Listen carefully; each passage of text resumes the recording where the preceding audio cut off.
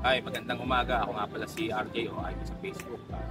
Sa bisikleta, si Overkill, siya yung ikatlo sa mga tumang bisikleta sa akin. Bali sa kanya ko na buhos lahat yung ideas and knowledge na pinaganda ko siya since nung una siyang nanalo ng bike show, 2014 champion.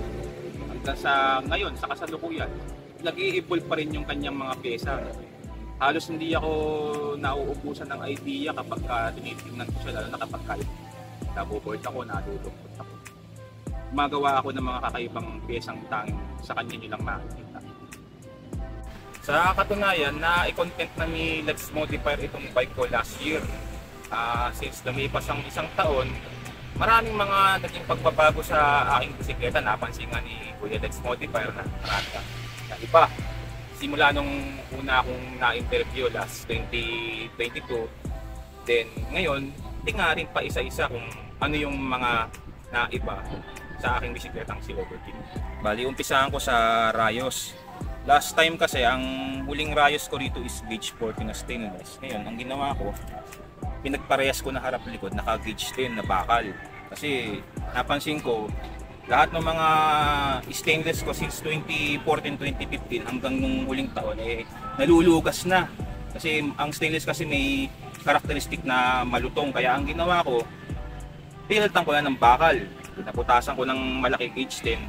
Pati likod niya naka-gauge 10 na rin. Tapos naka-kalesa type na Rayos. Then punta tayo rito sa bracket sa ilaw. Dito talagang malaki naging pagbabago dito. Kung mapapansin nyo, kung mababalikan nyo yung dating interview sa akin, yung picture parts ng bracket ng ilaw ko dati, ito yan. Gawa ko lang siya, tornilyo, tapos ginawan ko ng stainless bracket para maikapit sa rito sa braso. So ngayon, ang ginawa ko dito, nakakuha ako ng mga bagong pyesa sa surklasan, may mga kulay yan eh. Kaso ang hirap tanggalin dahil alam niyo naman siguro kung ano yung quality ng alloy-plate, yung maikintab na akala mo candy tone na color. Ang hirap tanggalin. Kaya ang ginawa ko, niliha ko. Tapos inimbentohan ko siya ng kung ano-anong ano ba yung rumble parts ba. Hanggang sa lumabas siya ganito. Di mo iisipin ito yung dating bracket niya sa ngayon.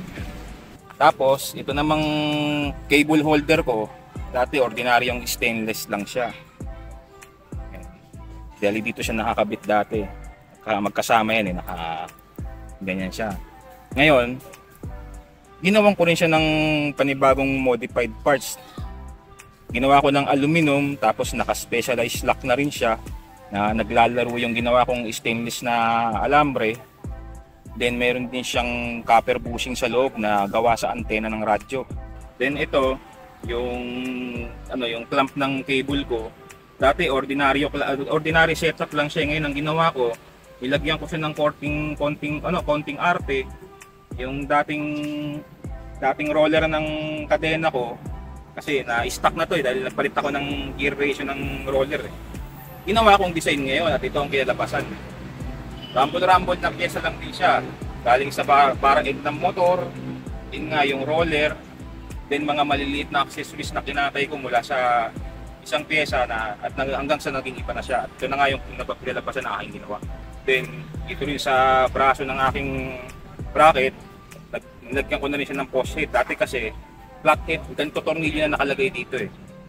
Ngayon dahil sa kakaisip na rin ng ibang pyesa, nilagyan ko siya na ngayon ng arte. Na itong dalawang post head na to, dati rin nakakabit doon sa CC bar ko. Nilipat ko dito. Karamihan kasi ng mga pyesa ko dito, pinagrarambol-rambol ko eh. Yung pagka may nakita akong isang bagay sa isang parte na hindi ko nais dun sa isang parte naman, ililipat ko hanggang sa mag-eksperimento na ako ng paulit-ulit hanggang sa lumabas yung gusto kong kalalabasan. Kaya nga nito, ito yung isang magandang sample ko na pag tuwing may bike show, ikinakabit ko ito. Saan gamit ito? Ito yung adapter para dito sa aking search na signal light. Ito ko siya kinakabit para kapag gusto kong tumaas yung ilaw, ito yung naka-adapter dito. Ngayon, tinanggal ko kasi muna siya kasi parang nabibigatan ako sa formal tsaka mas gusto ko yung classic. Tignan silang dalawa parehas. Ngayon, ito rin sir. Kung titingnan nyo maigi yung knob na itong isa, kinostomize ko at minotified galing sa flyball ng motor. Itong tansong to, galing to sa flyball yung flyball na nasa CPT. Ngayon, sinap ko siya para makagawa lang ng isang tansong washer na pang header dito sa knob ng aking ilaw. Convertible din siya, hindi mo iisiping pambukas siya ng aking ilaw. Yan, bali ito yung loob ng conversion ng ilaw ko. Naka 4.5 volt siya. Naka alligator clamp sa switch para pagka gusto kong pugutin ng isang buo yung baterya, walang mapuputol na inang kundi lahat nakaklamp lang. Meron din siyang moist absorber sa loob kasi kailangan yan dahil pagka nag-react yung compound ng baterya sa kalawang, nagkakaroon ng moisture, yung tinatawag na leak. Kaya kailangan lagi siyang merong desiccant or yung moisture absorber, tsaka bulak para shock absorber na rin sa loob para hindi umaalog yung baterya. Sa maliit, same din. Ayan, naka 9 volts siya, naka-convert dati 6 volts lang siya, kinonvert ko na ng 9 volts. Last year kasi nung unang na-interview to, hindi gumagana tong maliit kong ilaw. Ngayon pinaubra ko kasi siya yung signal light blinker ko. Ito yung headlight ko mismo. 15 LED. Then punta naman tayo dito sa emblem ko. Yung emblem tsaka yung gear as is siya, dati siyang chainring ng pedal ng kapatid ko, yung unang bisikleta niya, dahil nakita ko nga na junk, kinuha ko tong chainring, pinakrom ko, then nilagyan ko ng design yung bungo. Yan, sing-sing ko siya dati. Nagpag yung tenga. Then ang mismong nabago dito is yung mga connector niya. Dati kasi nung unang na-interview ako, ang kulay nito noon ay puro itim. Ang halos ang puti lang dito, itong leeg, tapos itong mga tornilyo. Ngayon ang ginawa ko, kinat ko sila, binago ko ng forma, puzzling, hanggang sa lumabas itong kabuuan na to. Nilagyan ko na rin siya ng header na galing sa parang head ng manibela, at ito ang kinalabasan. Side mirror ko, nagbago din. Dati, Harley Davidson Edge side mirror na chrome, kaso naluma na Baga nag-fade na yung chrome niya, nagpalit na lang ako ng classic. Ito naman, nabibili naman sa mga common na motorcycle shop kasi classic lang naman siya. So, pinalitan ko siya at binagay ko sa forma ng aking bisikleta ngayon. Ito naman tayo dito sa lever ko. Ito medyo may konting conversion akong ginawa dito. Dati kasi ang connector nitong pin ko is yung ordinaryong tornilyo lang. Pero ang problema, yung ulo ng tornilyo, siyang nakasakto dito sa butas. Malaki, bali lumalabas yung sukat niya 16 mm kung tatansyahin ko yung sukat. Ngayon, ang ginawa ko, para makapag-connecta ako ng seat pin ng bisikleta bilang lever pin niya, yung butas nito, pinaliit ko. From 16 mm, ginawa kong 14 para makapagsalpak pa ako ng isa pang spacer na pang 12 hanggang sa maging 10 mm ang naipatok sa butas. At umubra nga. Ayan kitang-kita rito sa video na meron siyang core washer na may nguso. Ayan yung nakapasok ngayon sa 16 mm conversion ng 14 mm. Itong spacer naman, meron siyang tube sa loob na naka-convert ng 12 mm naman para makapagsuksok ako ng antena, yung sabi ko kayo ng antena, ginagawa kong bushing, yung isang buong tube ng antena copper brass part niya, saktong 10 mm yung butas, isinuksok ko sa loob para mag-fit do sa tornilyo at gumagalaw siya ng maga. Para tapos sa huli, lalak ko siya, ang kinalabasan. Bali ang naging katapusan ng paggawa ko is okay, walang naging hassle sa paggalaw ng lever, malambot at free flowing yung kable dun sa lever tip. Kaya ngayon nagkaroon siya ng konting design, then naglagay din ako ng pautot dito sa lever kasi nga walang gamit atong kabitan ng side mirror, nilagyan ko ng parang takuri. Ito naman galing sa yung sa hydraulic valve ng disc brake. sa caliper, no? Tinanggal ko, ilinis ko yung thread, pinakinis ko. Ngayon, kinabit ko siya rito, mukha tuloy siyang takuri. Mukha siyang pipa. Tapos dito, nabago din. Nasira na yung original kong nakalagay na head tube block dito. Na lost thread kasi gawa lang sa album dito na lost thread. May itatak pa naman na swing yun. Ang ginawa ko para magkaroon ako ng replacement, nilagyan ko ng flower lock yung gitna. Total, wala namang gamit yung thread post nito maliban sa pag-hold dito sa telescopic tower. Sinalpak ko yung flower lock, then ginawa kong style lock ng MTB bike kahit may thread sa loob. Ngayon, ang naging purpose itong cover na to, siya yung magpo-protect dun sa thread para hindi masira, then naka-center lock siya. Para at least naka-thread lock na tong telescopic, naka-center lock pa yung tinidor ko kaya walang galaw ultimo yung springer ko. Then balik lang tayo ng konti sa springer ko na na-explain ko nga nung una, nag-iisa lang siya. Nag-iisa lang na ginawa namin ni Low Mechanics noong 2015. Bali itong tinidor na to, sariling idea ko ito. Sariling design. Bali ako yung nag-ano sa kanya, yung nag-architect sa kanya. Si Low Mechanics ang kinuha kong assistant para magawa namin yung mechanical door.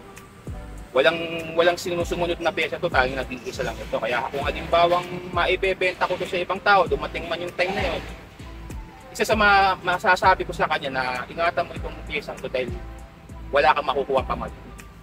Or else magpapagawa ka. Pero mas maganda itong gamit kong ito, check na matibay. Nagpa-function din siya. Lahat yan modified, gawa sa pyesa ng motor. Shock ng motor, spring ng motor, axle ng Mio, lock pun ng Mio, then naka-bushing ng Honda,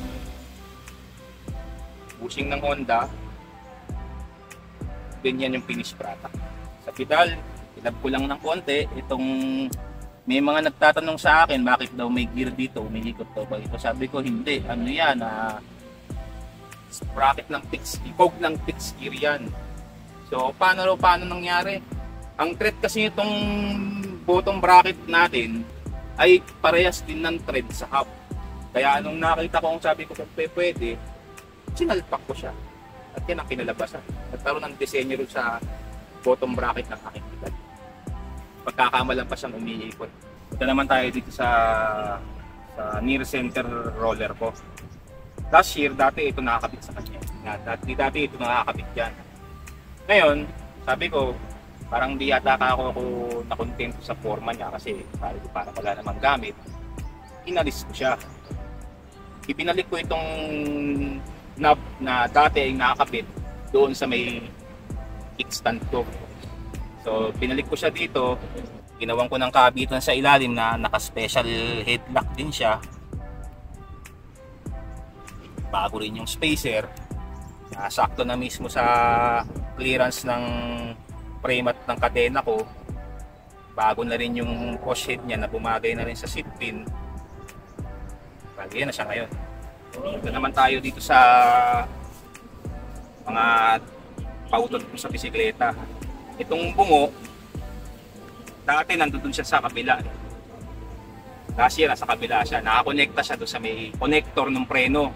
Doon siya naka-seat pin. Ngayon, sabi ko parang baduy.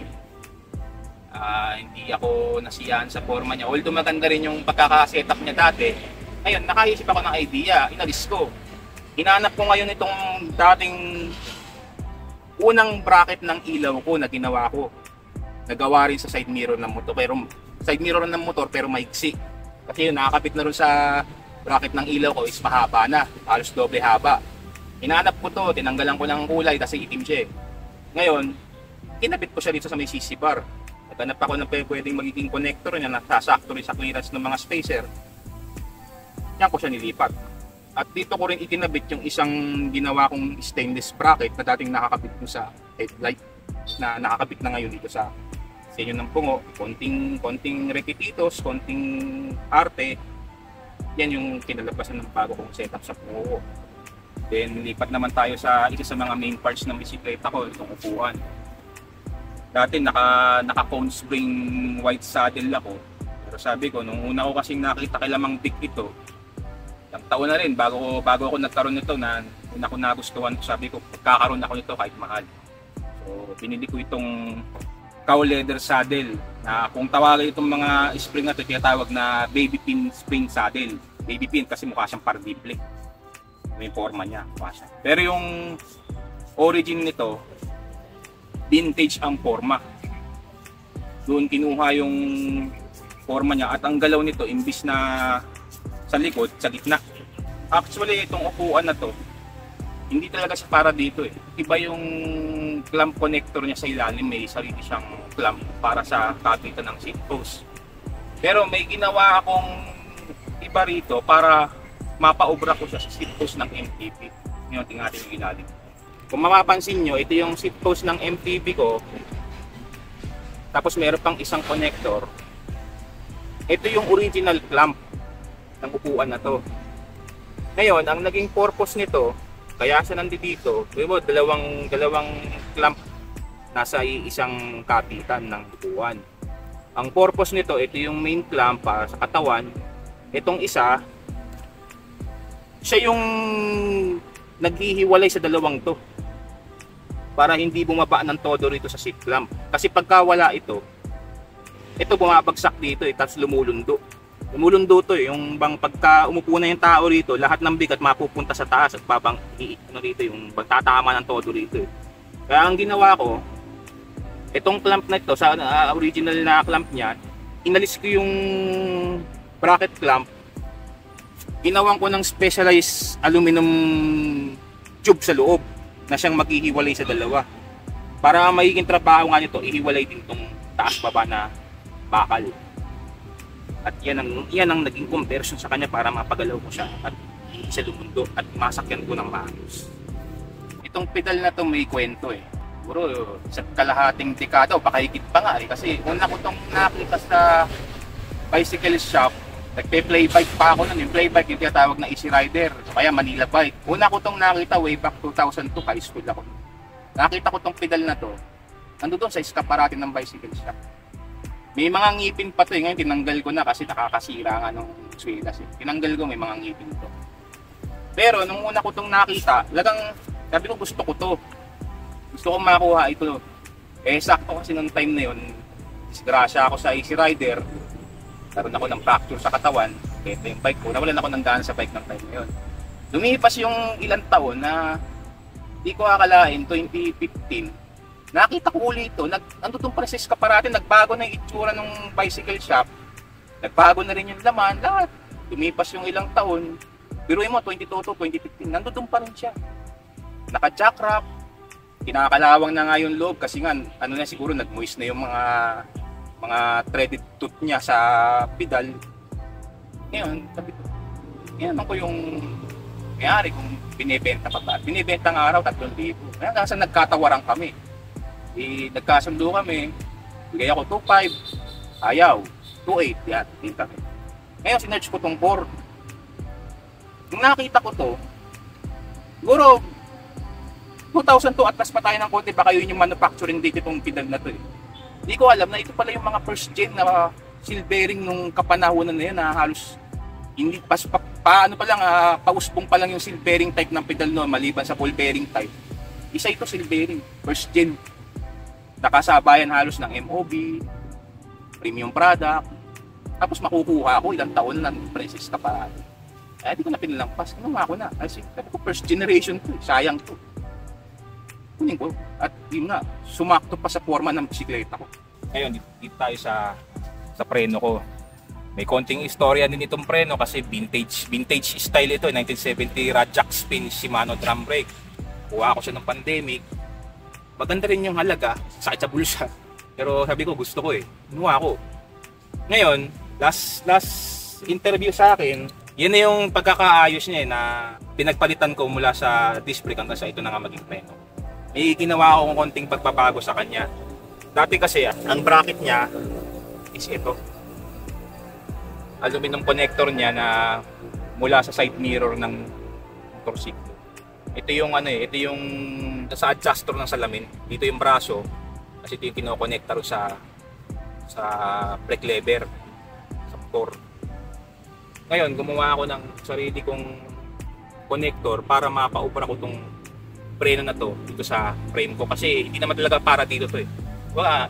Eksperimento ako dahil gusto kong mailagay yung pyesa at awa ng Diyos napaubra ko sa pamamagitan nitong unang connector na ginawa ko. Dati siyang nandito nasa loob sa may main connector niya para sa batalya. So ginawa ko convert konting arte from ordinary clamp hanggang dito, hanggang sa maging ang connector niya ngayon is ganito na. Bago na yung itsura niya, na-adjust din yung angle. Dati kasi ano lang ito lang yung galaw niya. Ngayon, pwede nang i-adjust, pati yung roller sa gitna na-adjust din, kaya nakakasunod sa magiging flow ng pagkakaigpit sa preno ko. Susunod din siya para hindi napepersa yung higpit ng preno. Ngayon, nagdagdag din ako ng konting pyesa sa kanya para sa yung support naman. Naglagay ako ng stabilizing bar, same sa motorsiklo. Yung nakakabit sa hub, sa drum brake sa likod. Yan. Nilagay ko siya sa labas naman. Para ang purpose nito, itong sa loob, siya yung nakakonect sa loob. Ito naman yung hahatak sa labas para itong preno nakagitna. Baga balance sa loob sa labas. Nakakonekta siya dito sa kickstand. Ngayon sa kickstand, meron din akong konting tinago. Yung knob na itong knob na to, dito, dati siya nakakabit dito. Ngayon, sabi ko gusto kong gawing puti para magka-contrast yung kulay. Kaya ang ginawa ko, nag-invento ako ng rotating knob. Para kapag itataas ko siya, at pag ginawakan mo ito, tataas ko siya, sumusunod lang siya sa galaw ng kickstand. Kasi kinakamay ito eh. Hindi nga naman. Niikot lang siya pagkahawak mo. Konting conversion, konting modification, yan ang kinatabasan. Pag-uusapan naman yung mga pyesa ko. Ako kasi yung pagka naglalakad pa, pulot ng mga bagay na nakikita ko sa kalsada. Iba sa pera, siyempre pulutin ko talaga yan pag pera. Maliban doon, yung namumulot ako ng mga pakal-pakal. Hindi ko pinahihiya yun. Buha ko ng mga tornilyo, ng stainless. Binupulsa ko pag uwi ko sa bahay, punong-puno ng bakal-bakal yung bulsa ko. Washer. Tapos, sa isang buwan yan, nakakaisang timba ako. Sa isang timba na yun, pagka sinort ko yun, may mga nakukuha akong mga pyesa na mapapakinabangan ko. Lalo yung mga stainless, yung konting re-rip ako yung nasa thread sa ulo, lalo yung mga allen threads. Iipong ko yan. Tapos, pagdating naman sa mga nakita nyong special na parts sa aking bisikleta, lalo yung maliliit, pumupunta ako sa mga surplusan. Nagkakalkal ako. Bibili ako ng mga maliliit na gamit. Murang halaga lang, bale. Iba pa yung forma niya bago siya naging mga accessories. Bibili ko yan as surplus, as junk. Kakalkal ako ron, uubos ako sa 2 oras para lang makuha yung mga gusto kong pyesa. Kunin ko yan. Ngayon, gagawa ako ng pyesa na angkop sa required sa pagsasalpak. Paano ko ginagawa? Simple lang, magkakatay tayo. Bigyan ko kayo ng sample kung paano ko ginagawa. Ito basic lang naman siguro. May ibang ring kagaya ko na parehas din ang ginagawa nila para lang makadiskarte ng sariling pyesa. Kasi hindi lahat ng pyesa mabibili mo sa hardware. Kahit pa may pera ka, hindi naman makikita yung kailangan mo, bali wala rin. Kaya ang gagawin mo para magkaroon ka ng isang pyesa, gagawa ka. Bigyan ko kayo ng konting sample sa isang maliit na bagay na hawak ko.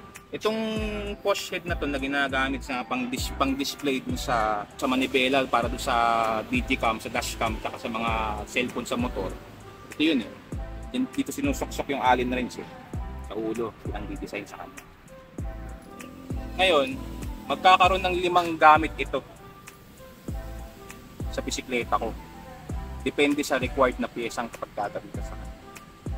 Sample ko sa inyo, pagka gusto kong kuhain itong parting to, itong puwet, kasi kailangan ko tong sukat na to, putulin ko siya, lagari mano-mano. Then kikil, liha, at ito yung kalalapasan.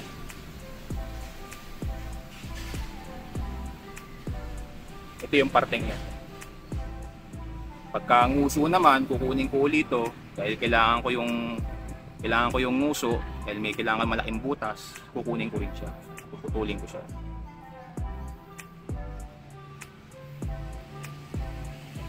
Yung neck part, kailangan ko ng medyo contour, naka-contour na washer yung neck part na bahagi nito.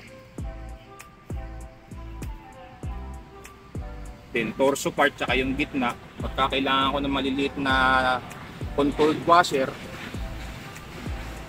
kunin ko yung panting palos malapit sa gitna at yung halos panting.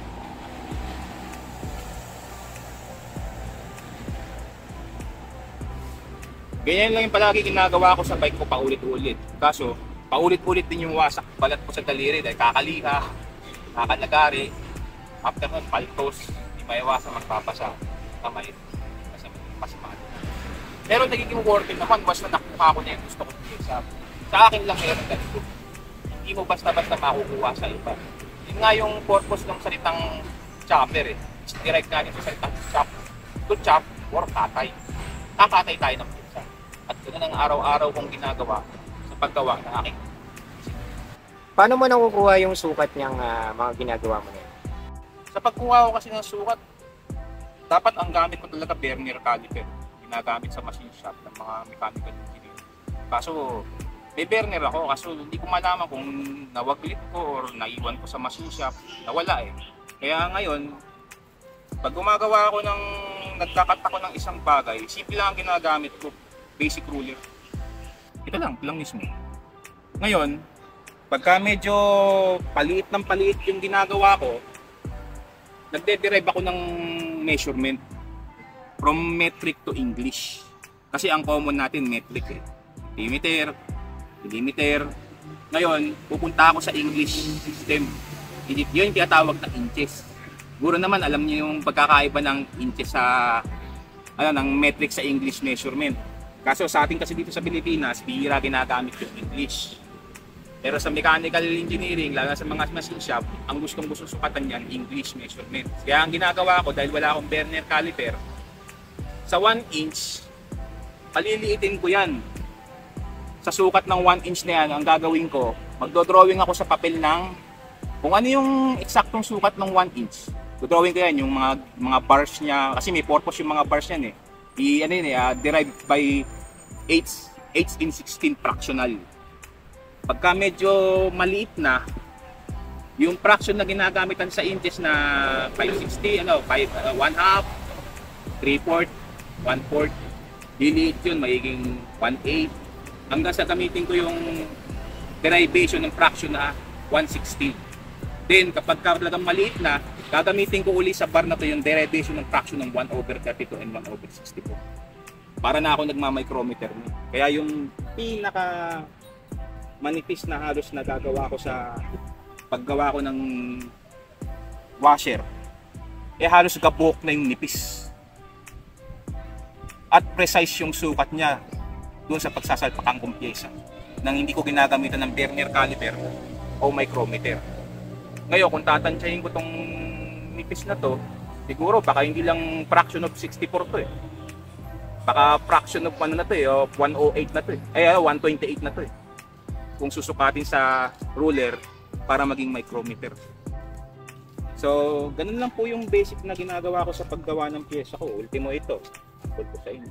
Itong aluminum bushing na to, ang sukat niya, pagka kinuha ko sa millimeter, siguro mga 12 to 15 millimeter siya. Pero kaya ko siyang gawing ganito. Ganyang kanipis. At wala akong gagamiting power tools. Kundi kamay lang, mata, biha, kikil, then pang finishing ko yung mga lumang lupa. At ito kalalabas ang tools.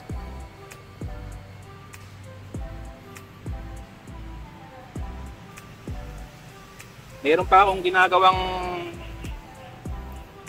mga secret parts sa bike ko, lalo na sa may mga moving parts at yung mga spacers doon na may maluluwag na butas. Gagamit lang ako ng kung ano yung mga nakikita ko sa bahay ba, paligid. Ito, sample ko sa inyo, antena ng radyo.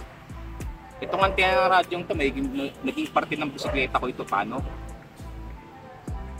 Ginawa ko siyang damper at bushing. Siya yung magpapasikip dun sa butas. Lalo na ng mga movable parts. Halimbawa sa tayo ng kinento at discuss ko yung sa lever pin ng bisikleta ko. Ito yung nandun sa gitna. Para sumakto yung sukat ng 10 mm from 16 mm. Imagine niyo laki ng diferensya. Nagpasok ako na nagpasok ng spacer hanggang sa maabot yung 10 mm, nasasakto siya nang walang gagalaw din sa 16 na. Hindi siya aalok pagka ginagalaw yung brake lever. Pagka pinipiga na siya. Tutuusin yung spacer na ginawa ko dun sa lever pin. Pag tinorno ko sa isang part yun, na isang buo yun eh. From 16, maiging 10. Ang nangyari kasi dun, puro conversion. Paliit ng paliit yung butas. Para maabot ko yung 10 mm from 16 mm. Mga washer sa pairings. Nagiging parte rin ng bisikleta ko. Hindi ko sila tinatapon pag nakapupulot ko sa kanila. Pinupulot ko sila. Kasi ang gagawin ko dito, para maging yung iwas sa kalawang, kasi mga kalawang na to eh. Pansin nyo kulay itim. May ginagawa ako dito eh, para hindi siya kalawangin. Aapuyan ko lang siya hanggang sa uminit, tapos lulupot ko sa apoy. Kaya sa langis. Dati siya ito kulay niya galvanized. Ngayon, itim na. Harden yan. Pag nilagarin yung matigas.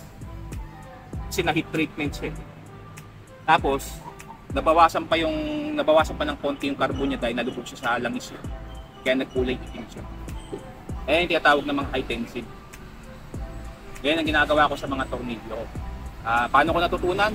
Simple lang. Note tayo ng mga YouTube. Paano nila ginagawa. Kasi malaking tulong yan. Lalo na pagka nasa part ka ng mechanical at full inside. Malaking tulong yan. Malaking kaalaman.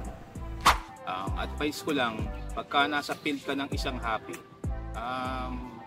gawin mo yung best mo. Hanggat maaari, huwag kang gumastos, although kailangan gumastos. Pagka may isang skills ka na alam mong makakatulong sa pag-build ng kagustuhan mo sa isang hobby, gawin mo. At makikita mo, maganda kalalabasan.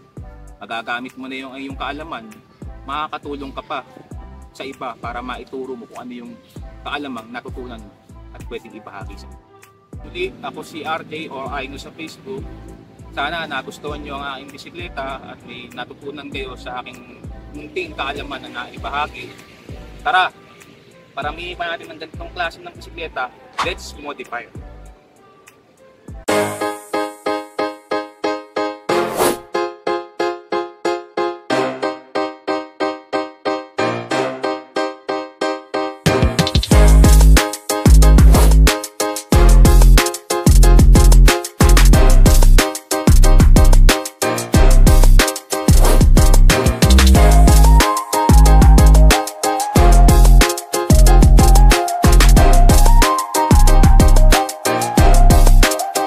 Shoutout nga pala sa banda ko, World Shaman, kay paring Dex sa Saudi.